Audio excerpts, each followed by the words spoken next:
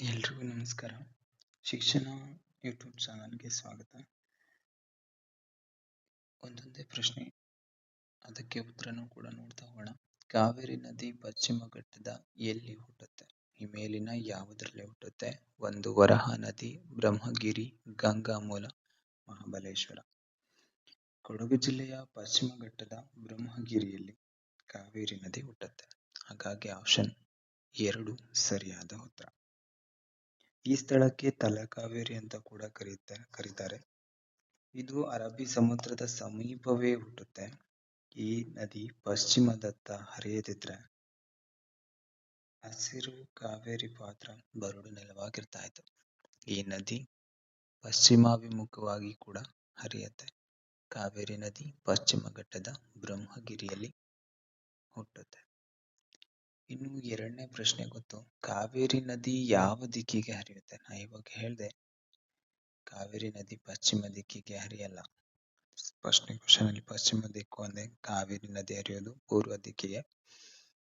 ತಲಕಾವೇರಿಯಲ್ಲಿ ಹುಟ್ಟಿ ಹರಿತಾ ತಮಿಳುನಾಡನ್ನ ತಲುಪಿ ಶ್ರೀರಂಗ ಹೋಗಿ ಅಲ್ಲಿ ಡಿವೈಡ್ ಆಗಿ ಕೊನೆಗೆ ಬಂಗಾಳ ಕೊಲ್ಲಿಯನ್ನ ಅದು ಸೇರುತ್ತೆ.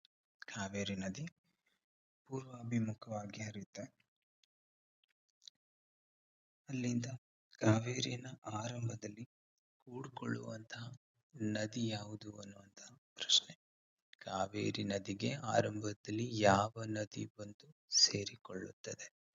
ಕಾವೇರಿ ನದಿಗೆ ಆರಂಭದಲ್ಲಿ ಕನ್ನಿಕಾ ನದಿ ಬಂದು ಸೇರ್ಕೊಳ್ಳುತ್ತೆ. ಎಲ್ಲಿ ಸೇರ್ಕೊಳ್ಳುತ್ತೆ ಕನ್ನಿಕಾ? ಕೊಡಗಿನಲ್ಲಿ ದಕ್ಷಿಣ ಕಡೆಯಿಂದ ಕಾವೇರಿ ನದಿಗೆ ಕನ್ನಿಕಾ ನದಿ ಸೇರ್ಕೊಳ್ಳುತ್ತೆ. ಜೊತೆಗೆ 3 ಹೊಳೆಗಳು ಕೂಡ ಸೇರ್ಕೊಳ್ಳುತ್ತೆ. ಕಕ್ಕಬ್ಬೆ ಹೊಳೆ, ಕಾಡನೂರು ಹೊಳೆ ಮತ್ತೆ ಸಮ್ಮೆ ಹೊಳೆ. ಈ 3 ಹೊಳೆಗಳು ಬಂದು ಕಾವೇರಿ ನದಿಗೆ ಸೇರ್ಕೊಳ್ಳುತ್ತೆ.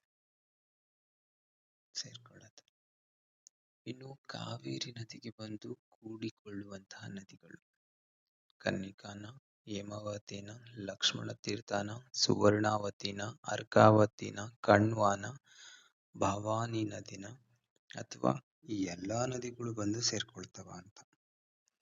ಮೊದಲನೇದು, ಕಾವೇರಿ ನದಿಗೆ ಆರಂಭದಲ್ಲಿ ಕನ್ನಿಕಾ ನದಿ ಬಂದು ಸೇರ್ಕೊಳ್ಳುತ್ತೆ ಅಂತ ಎಲ್ರಿಗೂ ಗೊತ್ತೇ ಇದೆ. ಸೊ ಆಪ್ಷನ್ 1 ಕರೆಕ್ಟ್ ಅಂತ ಹೇಳ್ತೇವೆ. ಹಾಗಾದ್ರೆ ಹೇಮಾವತಿ ಕೂಡ್ಕೊಳ್ಳಲ್ವಾ? ಖಂಡಿತ ಹೇಮಾವತಿ ನದಿ ಕೂಡ್ಕೊಳ್ಳುತ್ತೆ. ಇದು ಕನ್ನಂಬಾಡಿ ಸಮೀಪ. ಕಾವೇರಿಗೆ ಹಾಸನದಿಂದ ಹೇಮಾವತಿ, ಮೈಸೂರಿನಿಂದ ಲಕ್ಷ್ಮಣ ತೀರ್ಥ ನದಿಗಳು ಬಂದು ಸೇರ್ಕೊಳ್ಳುತ್ತೆ. ಹಾಗಾಗಿ 2 ಮತ್ತೆ 3 ಕೂಡ ಸರಿ. ಕನ್ನಿಕಾನು ಸೇರ್ಕೊಳ್ಳುತ್ತೆ, ಹೇಮಾವತಿನೂ ಸೇರ್ಕೊಳ್ಳುತ್ತೆ, ಲಕ್ಷ್ಮಣ ತೀರ್ಥನು ಸೇರ್ಕೊಳ್ಳುತ್ತೆ. ಸುವರ್ಣಾವತಿ ಸೇರ್ಕೊಳ್ಳಲ್ವಾ? ಅದು ಕೂಡ ಸುವರ್ಣಾವತಿ ನದಿ ಕೂಡ ಬಂದು ಸೇರ್ಕೊಳ್ಳುತ್ತೆ. ಎಲ್ಲಿ ಸೇರ್ಕೊಳ್ಳುತ್ತೆ ಅಂತಂದ್ರೆ ಬಲಗಡೆಯಿಂದ ಹರಿದು ಬರುವ ಸುವರ್ಣ ನದಿ ತಲಕಾಡಿನ ಬಳಿ ಕಾವೇರಿನ ಕೂಡ್ಕೊಳ್ಳುತ್ತೆ. ತಲಕಾಡು ಏನಿದೆ ಆ ತಲಕಾಡಿನ ಹತ್ರ ಕಾವೇರಿ ನದಿಯನ್ನ ಸುವರ್ಣಾವತಿ ನದಿ ಬಂದು ಸೇರ್ಕೊಳ್ಳುತ್ತೆ. ಆಪ್ಷನ್ 4 ಕೂಡ ಕರೆಕ್ಟ್.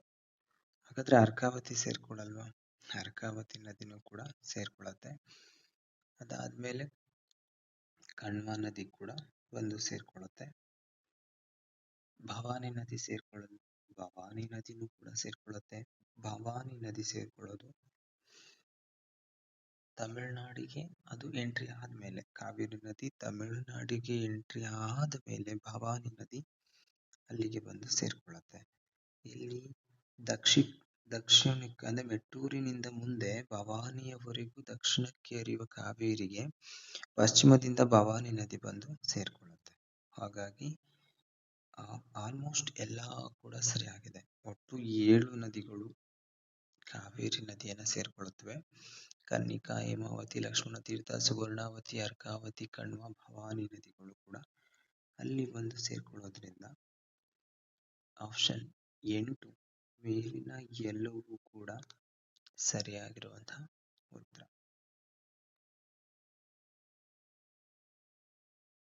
ಮುಂದಿನ ಪ್ರಶ್ನೆ, ಯಾವ ನದಿಯಿಂದ ಶಿವನ ಸಮುದ್ರದಲ್ಲಿ ವಿದ್ಯುತ್ತನ್ನು ಉತ್ಪಾದಿಸಲಾಗುತ್ತೆ? ಯಾವ ನದಿಯಿಂದ ಶಿವನ ಸಮುದ್ರದಲ್ಲಿ ವಿದ್ಯುತ್ತನ್ನು ಉತ್ಪಾದಿಸಲಾಗುತ್ತೆ? ಶರಾವತಿನ, ಕೃಷ್ಣನ, ಕಾವೇರಿನ, ಮಹಾನದಿನ. ಸರಿಯಾದ ಉತ್ತರ ಕಾವೇರಿ. ಶಿವನ ಸಮುದ್ರದ ಬಳಿ ವಿದ್ಯುತ್ ಉತ್ಪಾದನಾ ಕೇಂದ್ರ ಮತ್ತೆ ಮೈಸೂರು, ಮಂಡ್ಯ ಜಿಲ್ಲೆಗಳಿಗೆ ನೀರಾವರಿ ಸೌಲಭ್ಯವನ್ನು ಕೂಡ ಕಾವೇರಿ ನದಿ ಒದಗಿಸುತ್ತೆ. ಅದಕ್ಕೆ ಕೃಷ್ಣರಾಜಸಾಗರ ಅಣೆಕಟ್ಟನ್ನ ಮಂಡ್ಯ ಜಿಲ್ಲೆಯ ಕನ್ನಂಬಾಡಿ ಬಳಿ ಕಟ್ಟಲಾಗಿದೆ. ಸೊ ಶಿವನ ಸಮುದ್ರದಿಂದ ಕಾವೇರಿ ನದಿಯ ಶಿವನ ಸಮುದ್ರದಿಂದ ವಿದ್ಯುತ್ತನ್ನು ಉತ್ಪಾದಿಸಲಾಗುತ್ತೆ. ಈ ಶಿವನ ಸಮುದ್ರವನ್ನು ಮಧ್ಯರಂಗ ಅಂತಲೂ ಕೂಡ ಕರೆಯಲಾಗುತ್ತೆ. ಏನು ಕಾವೇರಿ ನದಿಯಿಂದ 3 ದ್ವೀಪಗಳು ಏನು ರೂಪುಗೊಳ್ಳುತ್ತೆ, ಶ್ರೀರಂಗ, ಅಲ್ಲಿಂದ ಶಿವನ ಸಮುದ್ರ ಮತ್ತು ಶ್ರೀರಂಗಪಟ್ಟಣ. ಈ 3 ಏನಿದೆ, ಈ 3ನ್ನ ಆದಿರಂಗ, ಮಧ್ಯರಂಗ, ಅಂತ್ಯರಂಗ ಅಂತೇಳಿ ಕರೀತಾರೆ. ಈ ಶಿವನ ಸಮುದ್ರ ಮಧ್ಯರಂಗ ಅಂತಲೂ ಕೂಡ ಅದನ್ನು ಕರೆಯಲಾಗುತ್ತೆ. ಇನ್ನು ಶ್ರೀರಂಗ ಕಾವೇರಿ ನದಿಯ 3ನೇ ಅಂತರ್ನದಿ ದ್ವೀಪವಾಗಿದೆ. ಶ್ರೀರಂಗಪಟ್ಟಣ ಕಾವೇರಿ ನದಿಯಿಂದ ಉಂಟಾಗುವ ದ್ವೀಪವಾಗಿದೆ. ಶಿವನ ಸಮುದ್ರಕ್ಕೆ ಅಂತ್ಯರಂಗ ಎಂದು ಕರೆಯಲಾಗುತ್ತೆ. ಒಂದು ಹೇಳಿಕೆನ, 2 ಹೇಳಿಕೆನ, ಅಥವಾ ಎಲ್ಲಾ ಹೇಳಿಕೆಗಳು ಕೂಡ ಸರಿಯಾಗಿದೆಯಾ ಅಥವಾ ಯಾವುದೂ ಕೂಡ ಸರಿ ಇಲ್ವಾ ಅನ್ನುವಂಥ ಪ್ರಶ್ನೆ. ಫಸ್ಟನೇ ಹೇಳಿಕೆ ಶ್ರೀರಂಗ ಕಾವೇರಿ ನದಿಯ 3ನೇ ಅಂತರ್ನದಿ ದ್ವೀಪವಾಗಿದೆ. ಸರಿಯಾದ ಉತ್ತರ. ಈ ಶ್ರೀರಂಗ ಅನ್ನುವಂಥದ್ದು ತಮಿಳುನಾಡಲ್ಲಿ ಉಂಟಾಗುತ್ತೆ. 3ನೇ ಅಂತ್ಯರಂಗ, 3ನೇ ಒಂದು ದ್ವೀಪ ಅಂತ ಹೇಳಿ ಅದನ್ನು ಕರೀಬಹುದು. ಹಾಗಾಗಿ 1ನೇ ಹೇಳಿಕೆ ಸರಿಯಾಗಿದೆ. ಶ್ರೀರಂಗಪಟ್ಟಣ ಕಾವೇರಿ ನದಿಯಿಂದ ಉಂಟಾಗುವ ದ್ವೀಪವಾಗಿದೆ. ಮೊದಲು ಏನಿದೆ, ಕಾವೇರಿ ನದಿ ಶ್ರೀರಂಗಪಟ್ಟಣದ ಬಳಿ ಕಬ್ಬಲೊಡೆದು ಅದೊಂದು ಅಂತರ ದ್ವೀಪವನ್ನಾಗಿ ಪರಿವರ್ತಿಸುತ್ತೆ. ಸೊ ಹಾಗಾಗಿ 2ನೇ ಹೇಳಿಕೆ ಕೂಡ ಕರೆಕ್ಟ್ ಆಗಿದೆ. ಇದು ಕರ್ನಾಟಕದಲ್ಲಿ ಆಗುತ್ತೆ. ಶ್ರೀರಂಗಪಟ್ಟಣ ಶಿವನ ಸಮುದ್ರಕ್ಕೆ ಅಂತ್ಯರಂಗ ಎಂದು ಕರೆಯಲಾಗುತ್ತೆ. ಶಿವನ ಸಮುದ್ರದಲ್ಲಿ ಈಗಾಗಲೇ ವಿದ್ಯುತ್ತನ್ನು ಉತ್ಪಾದನೆ ಮಾಡ್ತಾರೆ ಕಾವೇರಿ ನದಿಯಿಂದ ಅಂತ ಹೇಳಿ ತಿಳ್ಕೊಂಡಿದ್ದೀವಿ. ಒಟ್ಟು ಕಾವೇರಿ ನದಿಯಿಂದ 3 ದ್ವೀಪ ಉಂಟಾಗುತ್ತೆ.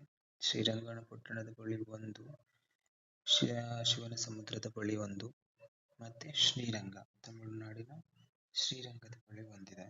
ಅಲ್ಲಿಗೆ 3 ಆಗುತ್ತೆ. ತಿರುಚಿನಪಳ್ಳಿಯಲ್ಲಿ ಪ್ರಸಿದ್ಧವಾದಂತಹ ಒಂದು ಬಂಡೆಯನ್ನ ದಾಟುತ್ತೆ. ಅಲ್ಲಿ ಕಾವೇರಿ ನದಿ 2 ಕವಲಾಗಿ ಉಳಿಯುತ್ತೆ. ಸೊ ಆ 2 ಕವಲಾಗಿರೋದ್ರಿಂದ ಅಲ್ಲೊಂದು ದ್ವೀಪ ಸಂಭವಿಸುತ್ತೆ. ಅದು ಶ್ರೀರಂಗ ಅಂತೇಳಿ ಕರೀತಾರೆ. ಇದು ಕಾವೇರಿ ನದಿಯ 3ನೇ ಅಂತರ್ನದಿ ದ್ವೀಪ. ಅಂದ್ರೆ ಶ್ರೀರಂಗ ಅನ್ನುವಂಥದ್ದು 3ನೇ ಅಂತರ್ನದಿ ದ್ವೀಪ, ಶ್ರೀರಂಗಪಟ್ಟಣ ಮೊದಲನೇದು. ಸೊ ಆದಿರಂಗ. ಶಿವನ ಸಮುದ್ರಕ್ಕೆ ಅಂತ್ಯರಂಗ ಅನ್ನಲ್ಲ, ಅದು ಮಧ್ಯರಂಗ. ಶ್ರೀರಂಗಪಟ್ಟಣ ಅಂತ್ಯರಂಗ ಆಗಿದೆ. ಹಾಗಾಗಿ ಹೇಳಿಕೆ 3 ತಪ್ಪಾಗಿದೆ. ಹೇಳಿಕೆ 3 ಏನಾಗಿದೆ, ತಪ್ಪಾಗಿದೆ. ಸೊ ಉತ್ತರ 1 ಮತ್ತು 2, ಕೇವಲ 2 ಹೇಳಿಕೆ ಸರಿಯಾಗಿದೆ. ಹಾಗಾಗಿ ಉತ್ತರ ಬಿ. ಮುಂದಿದ್ದು, ಕಾವೇರಿ ನದಿ ತಾಂಜಾವೂರಿನ ಪ್ರಮುಖ ನೀರಾವರಿ ಮೂಲವಾಗಿದೆ. ಮೈಸೂರು, ಮಂಡ್ಯ ಜಿಲ್ಲೆಗಳಿಗೆ ಕಾವೇರಿ ನದಿಯಿಂದ ನೀರಾವರಿಯನ್ನು ಒದಗಿಸಲಾಗುತ್ತೆ. 1 ಸರಿಯಾಗಿದೆ, 2 ಸರಿಯಾಗಿದೆ, 2 ಸರಿಯಾಗಿದೆ, 2 ಸರಿ. ಸೊ ಮೊದಲನೇದು ಕಾವೇರಿ ನದಿ ತಾಂಜಾವೂರಿನ ಪ್ರಮುಖ ನೀರಾವರಿ ಮೂಲವಾಗಿದೆ. ಇದು ಸರಿಯಾಗಿರುವಂತಹ ಹೇಳಿಕೆ. ತಾಂಜಾವೂರು ತಮಿಳುನಾಡಲ್ಲಿ ಕಂಡುಬರುತ್ತೆ. ಸೊ ಕಾವೇರಿ ನದಿ ತಮಿಳುನಾಡಿಗೆ ಎಂಟ್ರಿ ಕೊಟ್ಟ ಮೇಲೆ ಅದಕ್ಕೊಂದು ಗ್ರ್ಯಾಂಡ್ ಅಣೆಕಟ್ಟನ್ನ ನಿರ್ಮಿಸ್ತಾರೆ. ಅದನ್ನ ಮಹಾ ಅಣೆಕಟ್ಟು ಅಂತ ಹೇಳಿ ಕೂಡ ಕರೆಯಲಾಗುತ್ತೆ.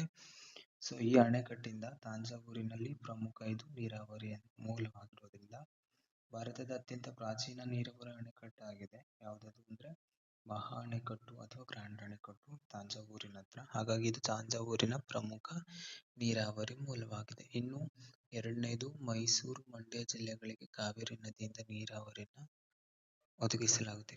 ಕನ್ನಂಬಾಡಿಯ ಬಳಿ ಕಾವೇರಿ ನದಿಗೆ ಕೃಷ್ಣರಾಜಸಾಗರ ಅಣೆಕಟ್ಟನ್ನು ಕಟ್ಟಿದ್ದಾರೆ. ಹಾಗಾಗಿ ಅಲ್ಲಿ ಶಿವನ ಸಮುದ್ರದ ಬಳಿ ವಿದ್ಯುತ್ತನ್ನು ಉತ್ಪಾದನೆಯನ್ನು ಕೂಡ ಮಾಡಲಾಗುತ್ತೆ.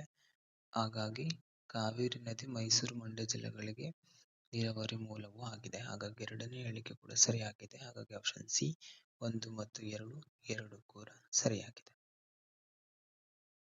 ನಂತರ ತಮಿಳುನಾಡಿನಲ್ಲಿ ಕಾವೇರಿ ನದಿಯಿಂದ ಉಂಟಾಗುವ ನದಿಯ ಹೆಸರು ಯಾವುದು ಅಂತ ಕೇಳಿದ್ದಾರೆ. ಕಾವೇರಿ ನದಿ ತಮಿಳುನಾಡಿಗೆ ಎಂಟ್ರಿ ಕೊಟ್ಟು ಅದಾದ ಮೇಲೆ ಆಲ್ರೆಡಿ ಬಂಗಾಳ ಕೊಲ್ಲಿಯನ್ನು ಸೇರುವಂತಹ ಸಮಯಕ್ಕೆ ಹೋಗುತ್ತೆ. ಕಾವೇರಿ ಮುಖಜ ಭೂಮಿ ಏನದು ಕ್ರಿಯೇಟ್ ಮಾಡಿರುತ್ತೆ ಅಲ್ಲಿ ಎರಡು ಮುಖ್ಯ ಕವಲುಗಳಾಗಿ ಅದು ಡಿವೈಡ್ ಆಗುತ್ತೆ ಅಂದ್ರೆ ಒಡೆದೋಗುತ್ತೆ. ಸೊ ದಕ್ಷಿಣದ ಅಲ್ಲಿ ಮತ್ತೆ ಉತ್ತರ ಕವಲು ಅಂತೇಳಿ ದಕ್ಷಿಣದ ಕವಲು ಕಾವೇರಿ ಅಂತೇಳಿ ಕರೆಯಲಾಗುತ್ತೆ. ಅದೇ ಕಾವೇರಿ ನದಿಯಿಂದ ಉಂಟಾದಂತಹ ಉತ್ತರದ ಕವಲನ್ನ ಕೊಲ್ಲಡಂ ಅಂತೇಳಿ ಕರೆಯಲಾಗುತ್ತೆ. ಸೊ ಈಶಾನ್ಯ ಅಭಿಮುಖವಾಗಿ ಹೊರಟ ಕಾವೇರಿ ಕವಲು ಬಂಗಾಳ ಕೊಲ್ಲಿಯನ್ನ ಸೇರುತ್ತೆ. ಸೊ ಹಾಗಾಗಿ ಸರಿಯಾದ ಉತ್ತರ ಕೊಲ್ಲಡಂ, ಆಪ್ಷನ್ ಸಿ ಕೊಲ್ಲಡಂ. ಇತಿಹಾಸ ಪ್ರಸಿದ್ಧವಾದ ಮಾದನ ಮಂತ್ರಿ ಅಣೆಕಟ್ಟು ಎಲ್ಲಿದೆ? ಇತಿಹಾಸ ಪ್ರಸಿದ್ಧವಾದಂತಹ ಮಾದನ ಮಂತ್ರಿ ಅಣೆಕಟ್ಟು ತಲಕಾವೇರಿ ಹತ್ರ ಕಂಡು ಬರುತ್ತೆ.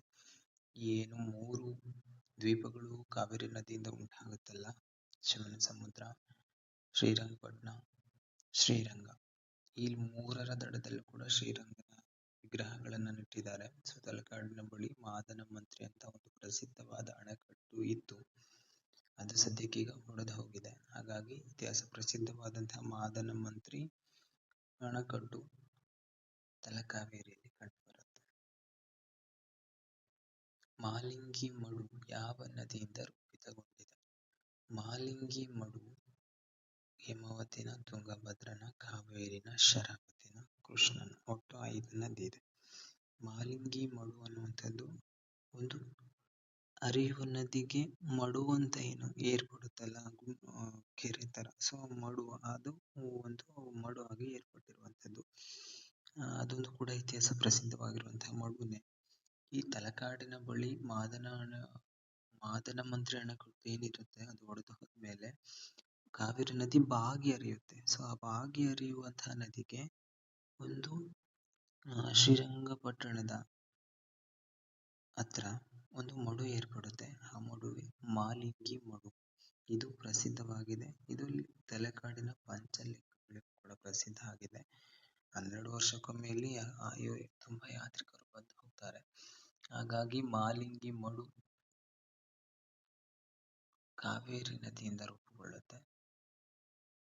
ಎಲ್ಲಿ ರೂಪುಗೊಳ್ಳುತ್ತೆ ಅಂದ್ರೆ ಶ್ರೀರಂಗಪಟ್ಟಣದ ಹತ್ರನೇ ಮಾಲಿಂಗಿ ಮಡು ಕಾವೇರಿ ನದಿಯಿಂದ ರೂಪುಗೊಳ್ಳುತ್ತೆ. ಹಾಗಾಗಿ ಆಪ್ಷನ್ 3 ಸರಿಯಾದ ಉತ್ತರ.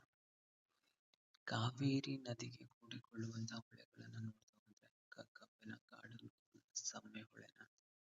ಆರಂಭದಲ್ಲಿ ಕಾವೇರಿ ನದಿಗೆ ಕನ್ನಿಕಾ ನದಿ ಸೇರಿಕೊಳ್ಳುತ್ತೆ. ಕನ್ನಿಕಾ ನದಿ ಸೇರ್ಕೊಂಡ ಆದ್ಮೇಲೆ 3 ಹೊಳೆಗಳು ಕೂಡ ಸೇರ್ಕೊಳ್ಳುತ್ತೆ. ಕಕ್ಕಬ್ಬೆ ಹೊಳೆ, ಕಾಡನೂರು ಹೊಳೆ, ಸಮ್ಮೆ ಹೊಳೆ. ಈ 3 ಹೊಳೆಗಳು ಸೇರ್ಕೊಳ್ಳೋದ್ರಿಂದ ಇಲ್ಲಿ ಎಲ್ಲವೂ ಕೂಡ ಸರಿಯಾದ ಉತ್ತರ. ಇನ್ನು ಚುಂಚನಕಟ್ಟೆ ಜಲಪಾತ ಯಾವ ನದಿಯಿಂದ ರೂಪುಗೊಳ್ಳುತ್ತೆ ಅಂತ ಕೇಳಿದ್ದಾರೆ. ಚುಂಚನಕಟ್ಟೆ ಜಲಪಾತ ಕೃಷ್ಣನ, ಕಾವೇರಿನ, ತುಂಗಭದ್ರನ, ಶರಾವತಿನ ಅಂತ. ಚುಂಚನಕಟ್ಟೆ ಜಲಪಾತ ರೂಪುಗೊಳ್ಳೋದು ಕಾವೇರಿ ನದಿಯಿಂದಾನೆ. ಸೊ ಚುಂಚನಕಟ್ಟೆ ಹತ್ರ ಕಾವೇರಿ ನದಿ ಹರಿಬೇಕಾದ್ರೆ ಒಂದು ಜಲಪಾತ ರೂಪುಗೊಳ್ಳುತ್ತೆ. ಅದನ್ನ ಚುಂಚನಕಟ್ಟೆ ಜಲಪಾತ ಅಂತ ಹೇಳಿ ಕರೀತಾರೆ. ಇನ್ನು ಮೇಕೆದಾಟು ಹತ್ರ ಕೂಡ ಮೇಕೆದಾಟು ಜಲಪಾತ ಕೂಡ ಉಂಟಾಗುತ್ತೆ. ಅದಾದ್ಮೇಲೆ ಗಗನಚುಕ್ಕಿ, ಭರಚುಕ್ಕಿ ಅನ್ನುವಂತಹ ಒಂದಿಷ್ಟು ಜಲಪಾತಗಳು ಕೂಡ ಉಂಟಾಗುತ್ತೆ. ಪಶ್ಚಿಮ ಘಟ್ಟದ ಹತ್ರ ಧುಮ್ಮುಕುವಂತಹ ಸಂದರ್ಭದಲ್ಲಿ ಕೂಡ ಹಲವಾರು ಜಲಪಾತಗಳು ಕಾವೇರಿ ನದಿಯಿಂದ ಉಂಟಾಗುತ್ತೆ.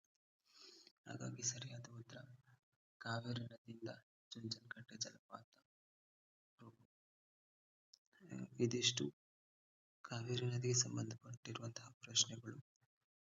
ಮುಂದಿನ ವಿಡಿಯೋದಲ್ಲಿ ಮತ್ತೊಂದಿಷ್ಟು ಮಾಹಿತಿಯೊಂದಿಗೆ ಸಿಗೋಣ. ಹಾಗಾಗಿ ಈ ವಿಡಿಯೋವನ್ನು ನೋಡ್ತಿರುವಂತಹ ಎಲ್ಲರೂ ಕೂಡ ಈ ಯೂಟ್ಯೂಬ್ ಚಾನಲ್ನ ಸಬ್ಸ್ಕ್ರೈಬ್ ಮಾಡಿ ಸಪೋರ್ಟ್ ಮಾಡಿ ಅಂತ ಕೇಳ್ಕೊಳ್ತೇನೆ. ಧನ್ಯವಾದ.